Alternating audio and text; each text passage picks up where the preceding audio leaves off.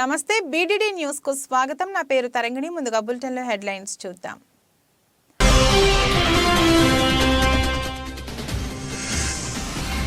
Japan లో 155 సార్లు కంపించిన భూమి, 8 మంది మృతి.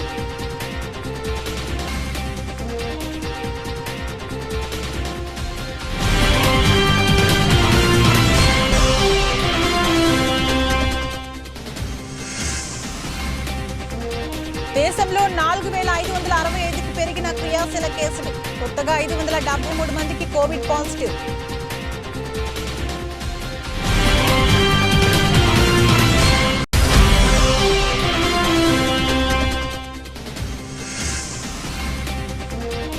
ఆధార్తోనే ఉపాధి హామీ వేతన చెల్లింపులు. కొత్త ఏడాది క్రూరమైన కానుకని విపక్షం మండిపాటు.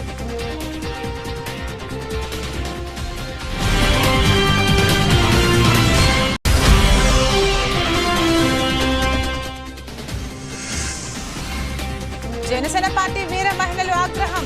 విశాఖలోని జీవీఎంసీ గాంధీ పార్క్ వద్ద నల్ల దుస్తులతో నిరసన.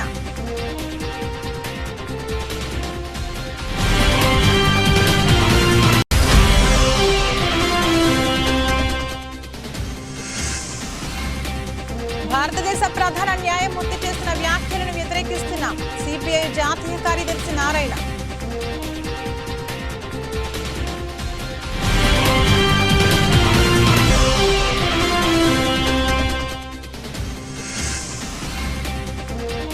ఆదిలాబాద్ పట్టణంలో ట్రాఫిక్ సమస్యతో ప్రజలు తీవ్ర ఇబ్బందులు. సమస్యను పరిష్కరించడానికి తన వంతు కృషి చేస్తా ఎమ్మెల్యే పాయల్ శంకర్. వరుస భూకంపాలతో జపాన్ వణికిపోతుంది. సోమవారం నుంచి ఇప్పటి వరకు 155 సార్లు భూమి కంపించిందని జపాన్ వాతావరణ శాఖ తెలిపింది. ఇందులో సోమవారం నాటి 7.6 తీవ్రతతో వచ్చిన భూకంపంతో పాటు 6 తీవ్రత నమోదైన భూకంపాలు కూడా ఉన్నాయని వెల్లడించింది. అయితే 3 అంతకంటే ఎక్కువ తీవ్రతతో నమోదైనవే అత్యధికంగా ఉన్నాయని చెప్పింది. మంగళవారం తెల్లవారుజామున కూడా 6 సార్లు శక్తివంతమైన ప్రకంపనలు వచ్చాయని పేర్కొంది. కాగా సెంట్రల్ జపాన్లో సోమవారం నాటి భారీ భూకంపం వల్ల 8 మంది మరణించారని అధికారులు తెలిపారు. సునామీ రావడంతో అలలు మీటర్ ఎత్తు వరకు ఎగిసిపడ్డాయని, దీంతో పలు ఇండ్లు ధ్వంసమయ్యాయని చెప్పారు. వాజిమా పట్టణంలో దాదాపు 30 భవనాలు కుప్పకూలాయి. విద్యుత్ సరఫరా నిలిచిపోవడంతో 32,700 మందికి పైగా నివాసితులు అంధకారంలోనే ఉండిపోయారని అధికారులు చెప్పారు. ఇషికావా తీరంలో అలలు విరుచుకుపడ్డాయి. భారత్లో కరోనా వైరస్ వ్యాప్తి కొనసాగుతోంది. తాజాగా 500కు పైనే కొత్త కేసులు నమోదయ్యాయి. కేంద్ర వైద్య ఆరోగ్య శాఖ వెల్లడించిన వివరాల ప్రకారం సోమవారం ఉదయం 8 గంటల నుంచి మంగళవారం ఉదయం 8 గంటల వరకు 24 గంటల వ్యవధిలో 573 కరోనా కేసులు బయటపడ్డాయి. తాజా కేసులతో కలిపి దేశంలో క్రియాశీల కేసుల సంఖ్య 4565కి పెరిగింది. ఇక నిన్న ఒక్కరోజే 2 మరణాలు నమోదయ్యాయి. హర్యానాలో 1, కర్ణాటకలో 1 ప్రాణాలు కోల్పోయారు. మహాత్మా గాంధీ జాతీయ గ్రామీణ ఉపాధి హామీ పథకం వేతన చెల్లింపులు ఈ ఏడాది జనవరి 1 నుంచి ఆధార్ ఆధారిత ఏబీపీఎస్ విధానంలో జరగనున్నాయి.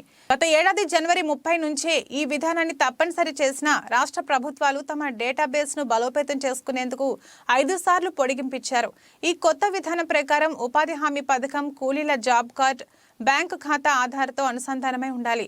ఆధార్ సంఖ్యను వ్యక్తుల ఆర్థిక చిరునామాగా ఈ విధానం ఉపయోగిస్తుంది. దాంతోపాటు బ్యాంకు ఖాతా నేషనల్ పేమెంట్స్ కార్పొరేషన్ ఆఫ్ ఇండియాకు చెందిన మప్పర్తో అనుసంధానమై ఉండాలి. సంపూర్ణ మద్యపాన నిషేధం విధించిన తర్వాత ఎన్నికలకు వెళ్తా అన్న ముఖ్యమంత్రి జగన్మోహన్ రెడ్డి మాట తప్పారని జనసేన పార్టీ వీర మహిళలు ఆగ్రహం వ్యక్తం చేస్తున్నారు. ఈ సందర్భంగా విశాఖలోని జీవీఎంసీ గాంధీ పార్క్ వద్ద నల్ల దుస్తులతో నిరసన వ్యక్తం చేశారు. ఉత్తర నియోజకవర్గం సమన్వయకర్త ఉషారాణి మాట్లాడుతూ మద్యాన్ని ఆదాయ వనరుగా చూడనని చెప్పిన వ్యక్తి ఈ రోజు అదే ఆదాయంతో మరిన్ని అప్పులు తీసుకువచ్చి రాష్ట్రాన్ని మధ్య ఆంధ్రప్రదేశ్గా మారుస్తున్నారని మండిపడ్డారు. నవరత్నాలలో భాగంగా దశల వారీ మద్య నిషేధం అమలు చేసిన తర్వాతే ఎన్నికలకు వెళ్లాలని డిమాండ్ చేశారు.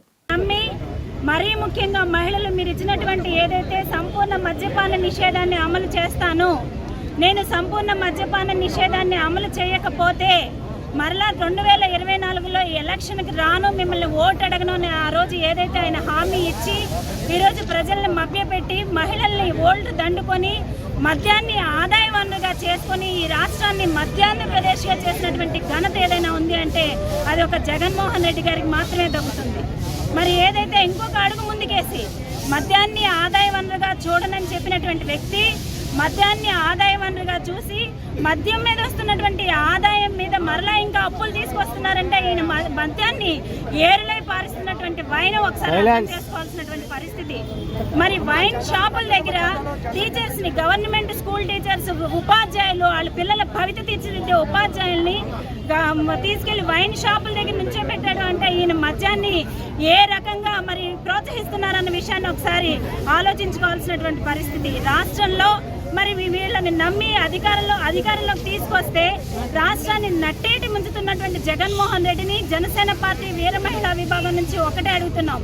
మీరు ఏదైతే హామీ ఇచ్చారో, మీరు ఏదైతే సంపూర్ణ మద్యపాన నిషేధాన్ని అమలు చేయకుండా ఎలక్షన్కి వెళ్ళనన్నారో, మీకెవ్వరికి కూడా ఓటు అడిగే అవకాశం లేదు. ఎట్టి పరిస్థితుల్లో మీరు ఇచ్చినటువంటి నవరత్నాల్లో హామీ అయినటువంటి సంపూర్ణ మద్యపాన నిషేధాన్ని అమలు చేసి తీరాల్సిందే. 138 మంది కల్తీ సారా తాగి ఈరోజు చనిపోతే దానికి బాధ్యులు ఎవరు? ఓ పక్కన మరి కనీసం క్వాలిటీ కూడా మెయింటైన్ చేయకుండా ప్రభుత్వమే మద్యం షాపులు మెయింటైన్ చేసే విధంగా ఈరోజు ఒక కిళ్ళి కొట్టుకెళ్తే, ఒక కిళ్ళి కొనుక్కుంటే ఆన్లైన్లో డిజిటల్ పేమెంట్ చేయొచ్చు, కానీ మద్యానికి మాత్రం డబ్బులు మాత్రమే తీసుకున్నారు. మీరు తీసుకున్నటువంటి డబ్బులు తాడేపల్లి ప్యాలెస్కి పంపించి మరి ఏ రకంగా పక్కదారులు పట్టిస్తున్నారు అని జనసేన పార్టీ తరఫున అడుగుతున్నాం. ఖచ్చితంగా మీ ఇచ్చినటువంటి నవరత్నాల హామీ ఏవైతే ఉందో, మీ నవ మోసాలు ఏవైతే ఉన్నాయో ప్రజలందరూ కూడా గమనిస్తున్నారు. మీరు ఇచ్చినటువంటి హామీని నెరవేర్చిన తర్వాత మాత్రమే ఎలక్షన్స్కి వెళ్లాలని జనసేన పార్టీ తరఫున డిమాండ్ చేస్తున్నారు. రాష్ట్రంలో ఆందోళనలు కొనసాగిస్తున్న అంగన్వాడీ, మున్సిపల్ కార్మికుల సమస్యలను పరిష్కరించాలంటూ విశాఖలో అఖిలపక్ష కార్మికులు, ప్రజా సంఘాలు నిరసనకు దిగాయి. ప్రభుత్వం తక్షణమే వారి సమస్యలపై స్పందించాలని కోరుతూ భారీ ర్యాలీ చేపట్టాయి. అనంతరం జీవీఎంసీ గాంధీ విగ్రహం వద్ద ధర్నా చేపట్టి ప్రభుత్వ తీరును ఎండగట్టారు. పనికి తగ్గ జీతాలు అందించాలని కోరుతున్న అంగన్వాడీల విషయంలో ప్రభుత్వం నిర్లక్ష్యంగా వ్యవహరిస్తోందని ప్రజా సంఘం నేత జగ్గు నాయుడు మండిపడ్డారు. మున్సిపల్ కార్మికుల సమస్యలను కూడా పరిష్కరించాలని సీఎం జగన్ వీరి సమస్యలపై తక్షణం స్పందించాలని ఈ సందర్భంగా ఆయన డిమాండ్ చేశారు. అంగన్వాడీ కార్మికులు, మున్సిపల్ కార్మికులు, సర్వ శిక్షణ అభియాన్ కార్మికులు సమ్మె పోరాటం చేస్తున్నారు. కార్మికుల మీద జగన్మోహన్ రెడ్డి ప్రభుత్వం నిర్బంధం ఆపి వీరి యూనియన్ ప్రజలతో వెంటనే చర్చలు జరిపి సమస్యలు వెంటనే పరిష్కారం చేయాలని చెప్పని డిమాండ్ చేస్తూ విశాఖ జిల్లాలో ఈరోజు అఖిలపక్ష కార్మిక సంఘాలు, ప్రజా సంఘాల ఆధ్వర్యంలో సరస్వతి పార్క్ నుండి జీవీఎంసీ అంగన్వాడీ శిబిరం వరకు ప్రదర్శన జరిగింది. జగన్మోహన్ రెడ్డి గారు ఎన్నికల్లో పాదయాత్రలు అంగన్వాడీ చెల్లెమ్మల అత్తమ్మలు, నా సోదరులను నాకు అధికారం ఇవ్వండి, మేము సుప్రీంకోర్టు గైడ్లైన్స్ ప్రకారంగా గ్రాడ్యుయేట్ చెల్లిస్తాను, కనీస వేతనం 20,000 రూపాయలు ఇస్తాను, ఎవరు కార్మికులుగా గుర్తిస్తానని చెప్పని ఎన్నికల్లో హామీ ఇచ్చాడు ఆయన. ఆ అధికారం అయిపోతా ఉంది, ఆ హామీ అమలు చేయలేదు. అందుకని కార్మికులు గత 19 రోజులు సమ్మె చేస్తున్నారు. సమ్మె చేస్తే బాధ్యతగా ముఖ్యమంత్రి అయితే యూనియన్ ప్రభుత్వం చర్చలు జరిపి సమస్యలు పరిష్కారం చేయాలి. అలా కాకుండా అంగన్వాడీ తాళాలు పగలగొట్టి సచివాలయ సిబ్బందితో ఈరోజు కార్యక్రమాలు నిర్వహిస్తూ ఉన్నారు. ఇది దుర్మార్గం విషయం. మేము తీవ్రంగా ఖండిస్తూ ఉన్నాం. మున్సిపల్ కార్మికులకు హామీ ఇచ్చాము, నేను కాంట్రాక్ట్ హౌస్ సిస్టాన్ని రద్దు చేస్తాం, సమావేశం చెల్లిస్తానని చెప్పి పర్మిట్ చేస్తానని హామీ ఇచ్చాం. మాట తప్పని మనం తప్ప ఉన్నాం. మాట తప్పి మనం తప్పి రోజు మున్సిపల్ కార్మికుల సమస్యలు పరిష్కారం చేయట్లేదు. కార్మికులు ఆందోళన చేస్తుంటే పోటీ కార్మికులు తీసుకొచ్చి ఆ కార్యక్రమం చేస్తావా? నాయకుల్ని దుర్వినియోగం చేస్తావా? కార్మికుల్ని అరెస్టు చేసి పోలీసులు నిర్బంధిస్తావా? జగన్మోహన్ రెడ్డి గారు ఒక విషయం చెప్పదలుచుకున్నాం. ఏ ప్రభుత్వమైనా, ఏ పాలకులైనా కార్మికుల మీద, ప్రజల మీద నిర్బంధం ప్రయోగించి బతకట్లేదు, అధికారం నిలిపోలేదు. కాబట్టి ఈ నిర్బంధించడం మీరు ఆగిపోయి కార్మిక సమస్యలు పరిష్కారం చేయకపోతే ఖచ్చితంగా మీరు ప్రతిపక్షంలో కూర్చోవలసిన పరిస్థితి వస్తుందని చెప్పి మేము హెచ్చరించుకున్నాం. ఇప్పటివరకు మీరు వెంటనే స్పందించి ఈ కార్మిక సమస్యలను పరిష్కారం చేయాలి. ఈ కార్మికులు ఉన్నాయి, అంగన్వాడీ కార్మికులు, మున్సిపల్ కార్మికులు, సరస్వతి కార్మికులు విడివిడిగా లేరు. జిల్లాలో అన్ని కార్మిక సంఘాలు, ప్రజా సంఘాలు మీరు వెంటనే ఉన్నాయని చెప్పి తెలియని కోసం సంఘీభావ కార్యక్రమాన్ని నిర్వహిస్తున్నాం. మీరు వెంటనే సమస్య పరిష్కారం చేయాలని చెప్పి మీరు డిమాండ్ చేస్తా ఉన్నాం. నూతన సంవత్సరం వేళ ఆలయాలు భక్తులతో కిటకిటలాడాయి. విశాఖలోని ఆశీల్ మెట్ట సంపత్ వినాయగర్ ఆలయంలో తెల్లవారుజాము నుంచే భక్తులు పెద్ద సంఖ్యలో చేరుకుని ప్రత్యేక పూజలు నిర్వహించారు. ఈ నూతన సంవత్సరంలో కుటుంబ సభ్యులతో సుఖ సంతోషాలతో ఉండాలని దేవుడికి ప్రార్థించారు. ఈ సందర్భంగా నూతనంగా వాహనాలు కొనుగోలు చేసిన వారి వాహనాలతో ఆ ప్రాంతం రద్దీగా మారింది.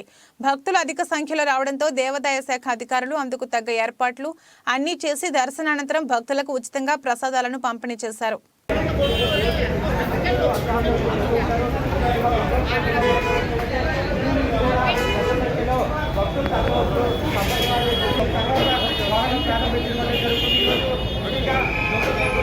అనేక మంది నగరవాసులు తమ కొత్త వాహనాలు కొనుగోలు చేసుకొని ఏదైతే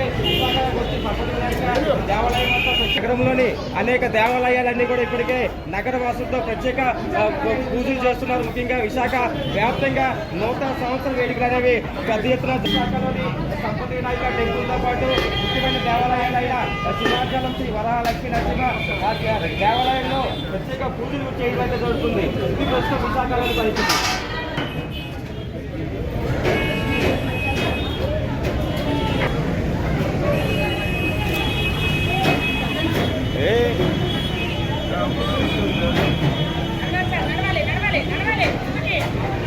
భారతదేశ ప్రధాన న్యాయమూర్తి చేసిన వ్యాఖ్యలను వ్యతిరేకిస్తున్నామని సిపిఐ జాతీయ కార్యదర్శి నారాయణ అన్నారు. భారత ప్రధాన న్యాయమూర్తి గారు నిన్న ఒక ప్రకటన చేశారు. దాన్ని మేము విభేదిస్తూ ఉన్నాం. ఒకవైపున ఈ బాబ్రీ మసీద్ కూలగొట్టింది ఎవరో అందరికీ తెలుసు. ప్రపంచం దేశం మొత్తం సినిమాలాగా చూశారు. అట్లాంటి బాబ్రీ మసీద్ కేసు 5 మంది జడ్జిగా తీర్పిచ్చారు. న్యాయమైన తీర్పడతారు. ఎట్లా న్యాయమైన తీర్పది? ప్రపంచం మొత్తం తెలుసు కదా. ఎల్కే అద్వాని అక్కడే ఉన్నారు, మురళీమోహన్ జోషి అక్కడే ఉన్నారు, ఉమాభారతి అక్కడే ఉంది. అంతా కలిసి కూలగొట్టి డ్యాన్స్ చేసుకున్నారు. ప్రపంచం తెలుసు. తెలిసినా కూడా కొన్ని దోషులను గుర్తించడంలో నిరాకరించి దాన్ని తీర్పిచ్చారు. ఆ తీర్పుని తీర్పు అని చెప్తారు. ఆ తీర్పు సార్ ఎక్కడున్నారు? తీర్పిచ్చిన ఒక ఆయనేమో రాజ్యసభలో ఉన్నాడు, ఇంకొక ఆయనేమో ఆంధ్రప్రదేశ్ గవర్నర్గా ఉన్నాడు. ఇది కుట్టిపో కింద లెక్క. అది న్యాయమైన తీర్పు అని చెప్తారు మీరు. లేదా మసీదు కూలగొట్టే రామాలయం కట్టారు. రామాలయం కడితే ఎల్కే అద్వాని రావద్దని చెప్తారు. ఎందుకంటే ఆయన కూల్చింది ఆయన కాబట్టి గిల్టీ ఉంటుందని చెప్పేసి బీజేపీ ఆదేశం వాళ్ళు లోపల గిల్టీకి ఫీల్ అవుతున్నారు. ఆయన వాళ్ళు కూల్చారు కాబట్టి ఆయనకు వస్తే బాగుండేవారు. ఆయనకి అట్టహాసంగా ప్రారంభోత్సవం చేస్తున్నటువంటి రామాలయానికి మీరు రావద్దని చెప్పేసి అయోధ్యకు రావద్దని చెప్పేశారు. దీన్ని బట్టి అర్థమవుతుంది కదా ఎవరు కూల్చారు. కాబట్టి న్యాయ వ్యవస్థ లేకుండా పోవడం విచారకరంగా ఉంది. ఉన్నది కూడా చెప్పాలి. తర్వాత మనం చదువుకోవద్దు, మనం చూసుకోవచ్చు. అంటే ఈ భారత న్యాయమూర్తి అభిప్రాయాన్ని మేము విభేదిస్తాము. హన్మకొండ జిల్లా వరంగల్ మున్సిపాలిటీ పరిధిలోని 56 డివిజన్ల డిసెంబర్ 31వ తారీఖు ఆదివారం రోజున వర్ధనపేట శాసనసభ్యుడిగా ఘన విజయం సాధించి మొట్టమొదటిసారిగా 56వ డివిజన్ గోపాలపురం కేజీ ఫంక్షన్ హాల్లో కొంక హరిబాబు నిర్వహించిన ఆత్మీయ సన్మాన కార్యక్రమానికి హాజరైన వర్ధనపేట నియోజకవర్గ శాసనసభ్యులు కెఆర్ నాగరాజు అనంతరం మాట్లాడుతూ, నన్ను అత్యధిక మెజార్టీతో గెలిపించడంలో మీ పాత్ర కూడా ఉండడం చాలా అభినందనీయమని, ఈ డివిజన్లో చాలా మంది ఉద్యోగస్తులు ఉండడం నా గెలుపు సహకరించి నన్ను ఆదరించినందుకు ప్రతి ఒక్కరికి పేరు పేరున కృతజ్ఞతలని తెలియజేస్తూ మీకు ఎల్లవేళలా అందుబాటులో ఉంటా. నేనే ఉదయాన్నే గుడ్ మార్నింగ్ ఎమ్మెల్యే ప్రోగ్రాంతో మీ కాలనీలకు వచ్చి మీ సమస్యలన్నీ పరిష్కరిస్తానని వారికి తెలియజేయడం జరిగింది. ఈ కార్యక్రమంలో 56వ డివిజన్ కాంగ్రెస్ నాయకులు కొంగ హరిబాబు, సీనియర్ నాయకులు, డివిజన్ స్థాయి నాయకులు, మహిళా నాయకులు, యువకులు, వివిధ అనుబంధ సంఘాల నాయకులు పాటు తదితరులు పాల్గొన్నారు. ఏ సమస్య ఉందో మీరు ఫోన్ లో చెప్తే, ఎందుకంటే ఇలా మీటింగ్ ఉన్నప్పుడు నేను ఫోన్ ఎత్తకుంటే అదొక రాంగ్ మెసేజ్ పోతుంది. ఎమ్మెల్యే ఫోన్ ఎత్తలేడు, గెలిచినట్టు ఇట్లున్నాడు, గెలుపున్నాడు అనేది అదొక మెసేజ్ పోతుంది. రైల్వే ఎమ్మెల్యే అనేది ఒకటి పెడుతున్నా, అది ఫ్రీ కాల్ ఉంటుంది, మీకు డబ్బులు కూడా కట్ కావు. దానికి మీరు కాల్ చేయొచ్చు, మీ సమస్యలు కూడా చెప్పచ్చు. నాకు స్పోర్ట్స్ ఉంది, దాంట్లో ఆసక్తి ఉంది కాబట్టి నేను ఉదయాన్నే లేపుతాను. వచ్చి 6 గంటలకు వచ్చి లేపుతాను. లేపి నీతో నాతో అందరికి కలిపి కాలనీ ఈవెన్ ఆఫీసర్లను కూడా తీసుకొని వస్తాను. 6 గంటలకు రావాలని చెప్తాను. కాలనీ సమస్యలు ఏమున్నా కూడా తప్పనిసరిగా అప్పుడు కూడా మాటించిన, ఇప్పుడు కూడా చెప్తున్నా, నా వంతు కృషి తప్పనిసరిగా కాలనీలో ఏం కావాలో, ఏం నీడ్స్ ఉన్నాయో తప్పనిసరిగా వాటిని అటెండ్ అయ్యే బాధ్యత తీసుకుంటా. మేము అందరినీ మేల్కొల్పి ఆ కాలనీల సమస్యలను ఆ పైన ఇంకా ఎస్సీ ఎస్టీ సబ్ ప్లాన్ అన్నారు, ఇంకా తీసుకొస్తే అది కూడా కొట్లాడే విధంగా, కొట్లాడి తీసుకొచ్చే విధంగా చాలా మంది 10 ఏళ్ల నుండి బడుగు బలైన వర్గాలు మన యొక్క దళిత సోదరులు సోదరిమణులంతా ఇల్లు లేక చాలా మంది ఇబ్బంది పడుతున్నారు.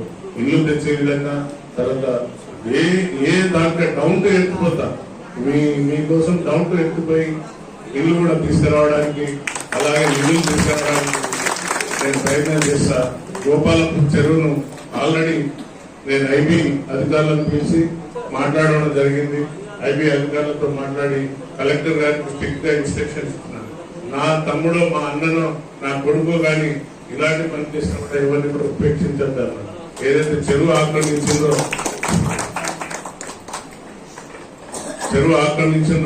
దానిపైన తప్పనిసరిగా చట్టపరమైన చర్యలు, కక్ష సాధింపు చర్యలు కాదు, చట్టపరమైన చర్యలు తీసుకోవాలని కలెక్టర్ గారు చెప్తే అది వర్క్ నడుస్తుంది. అతి త్వరలో దానికి ఏదైతే క్యాచ్మెంట్ ఏరియా కాకుండా ఇప్పుడు ఉన్న ఏరియానే మనం కాపాడే విధంగా ఫెన్సింగ్ చేసే విధంగా చెప్పినాను. అది బహుశా ఈ మన గ్రామ పాలన ఈ ప్రజాపాలన వచ్చింది కాబట్టి కొంచెం పోస్ట్పోన్ అయింది. అది తప్పనిసరిగా ఆ చెరువు తర్వాత చాలా మంది పాపం ఒక ఉద్యోగి కష్టపడి ఒక 250 గజాలు భూములు ఆక్రమించి ఎవరైనా ఇబ్బంది పెడితే నేను మాత్రం టాలరేట్ చేయను. కఠినంగా ఏదైతే మనం చట్ట ప్రకారమే చేస్తాం తప్ప ఇల్లీగల్ చేయనని కూడా మీకు మాటిస్తున్నా. అలాగే మీరు చూసింది ఇంకా చట్టసభల్లో వాళ్ళు మేము ఓడిపోలేదు మీకు తెలిసినట్టే భావిస్తున్నారు. రేవంత్ అని ఒక్కటే చెప్పిన ముఖ్యమంత్రి, మిమ్మల్ని అరెస్ట్ చేయం, మార్షల్తో ఎత్తుకపోయి బయటపడేయం, మీరు వినాలే, ప్రజలకు సమాధానం చెప్పాలి. మీరు ఇక్కడనే కూర్చోవచ్చు, లేక ధర్నా చౌక్ కూడా ఓపెన్ చేయించండు. ధర్నా చౌక్ దగ్గర మీరు ధర్నా చేయాలి, ప్రజల కోసం మీరు ఏం చెప్తారో చెప్పాలి అని ఆయన స్పష్టంగా చేసిండు.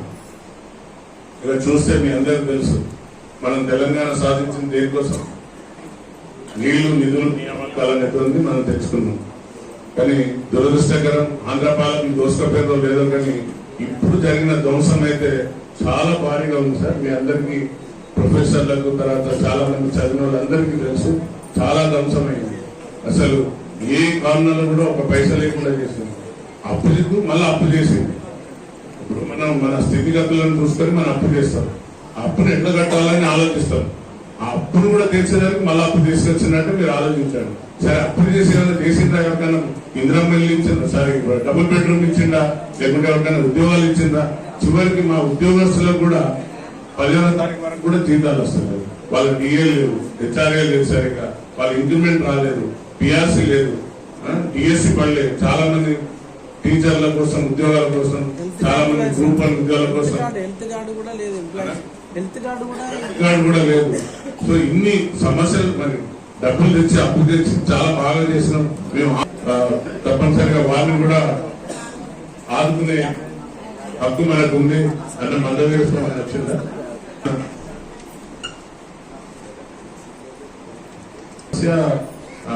ఏది పర్యటన ఏమంటారు, సమాధుల తోట కావాలి. తర్వాత ఏదైతే కాలనీ పిలుస్తారు, కాలనీ కమిటీ పెద్దలు ఎవరైతే వచ్చిందో వాళ్ళ సార్కి ఒకసారి కలిసి పుస్తకం పెట్టి సన్మానం చేయవలసిందిగా కోరుతున్నాను. మొదటగా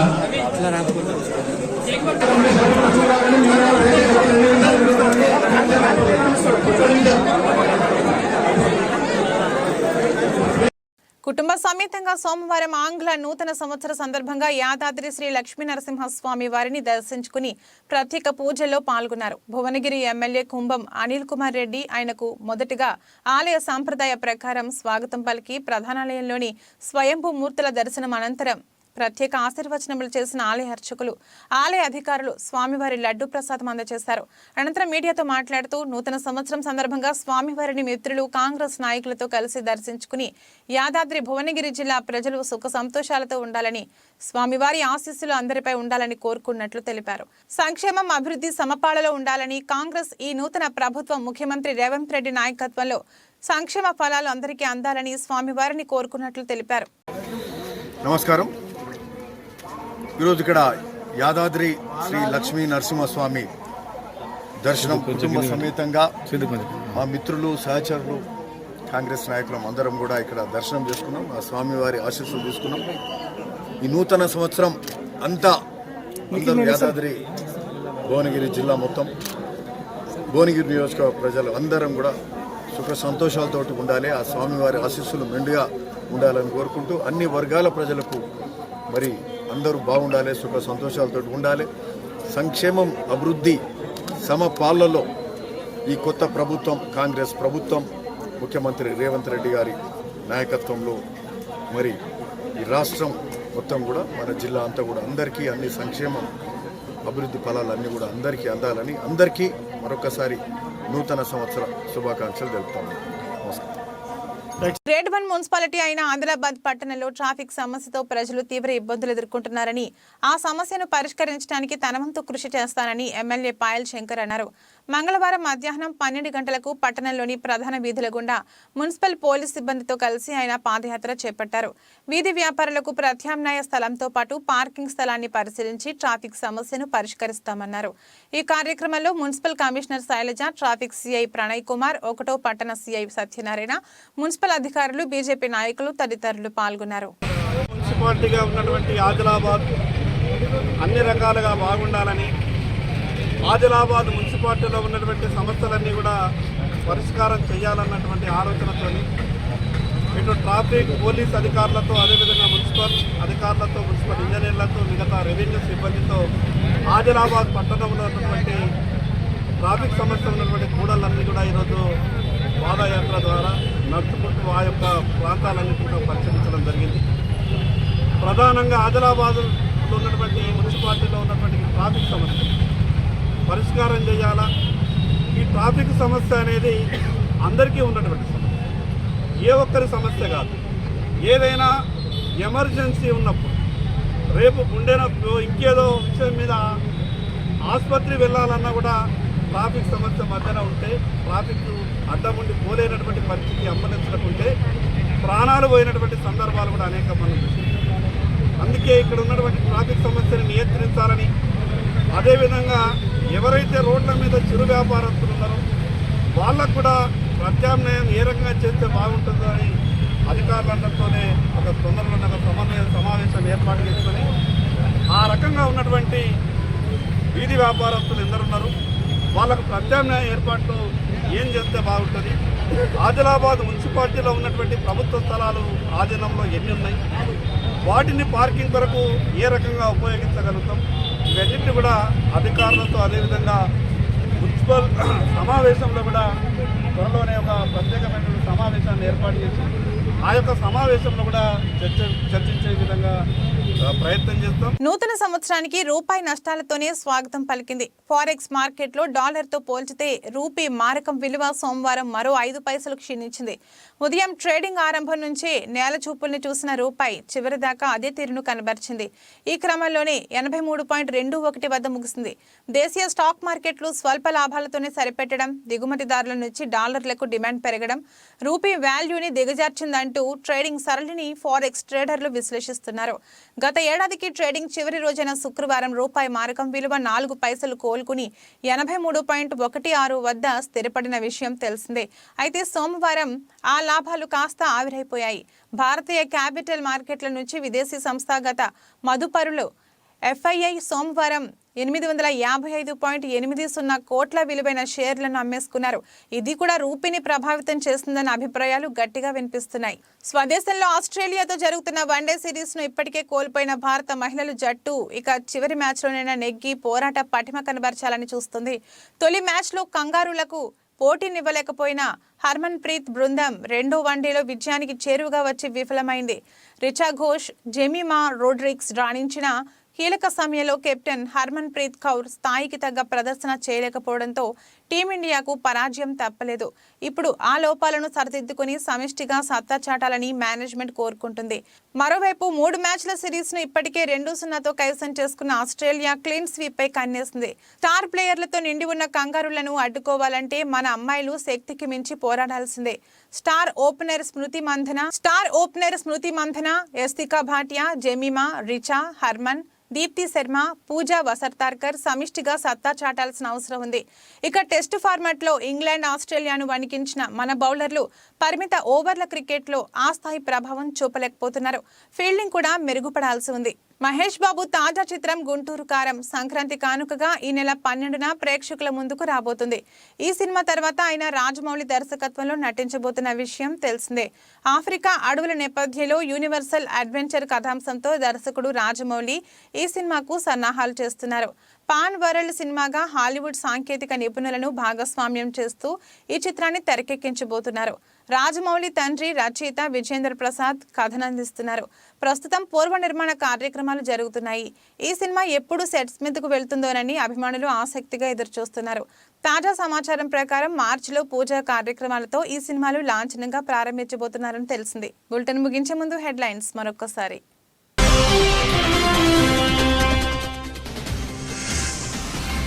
జపాన్లో 155 సార్లు కంపించిన భూమి, 8 మంది మృతి.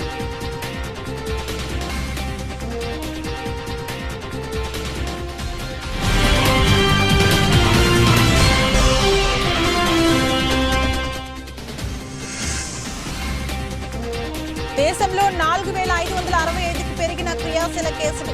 కొత్తగా 573 మందికి కోవిడ్ పాజిటివ్.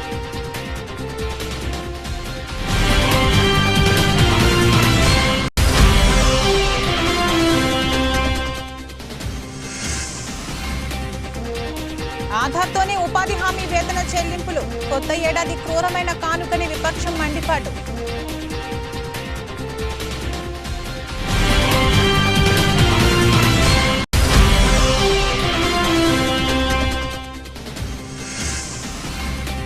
జనసేన పార్టీ వీర మహిళలు ఆగ్రహం.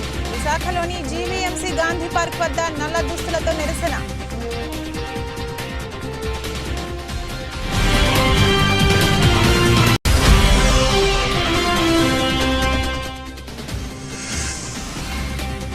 భారతదేశ ప్రధాన న్యాయమూర్తి చేసిన వ్యాఖ్యలను వ్యతిరేకిస్తున్నాం. సిపిఐ జాతీయ కార్యదర్శి నారాయణ.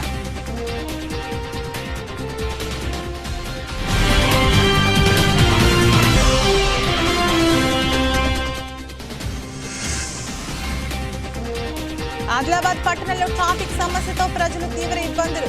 సమస్యను పరిష్కరించడానికి తన వంతు కృషి చేస్తా ఎమ్మెల్యే పాయల్ శంకర్.